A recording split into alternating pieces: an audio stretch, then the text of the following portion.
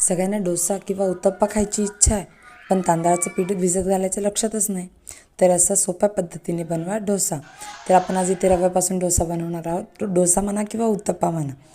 तर इथे मी 2 वाटी रवा, रव्यामध्ये दही, थोडंसं मीठ चिली फ्लेक्स आणि मिक्स करून घेतलं आहे व्यवस्थित.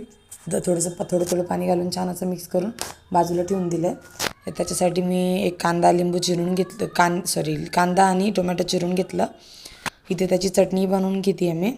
आता डोसे किंवा उत्तप्पा म्हटलं चटणी तर लागणारच ना. तुम्ही याच्यासोबत बटाट्याची चटणी करू शकता. तर डोशाचं बॅटर आपलं रेडी आहे, भिजलेलं होतं. त्यात मी कांदा टोमॅटो घालून घेतला.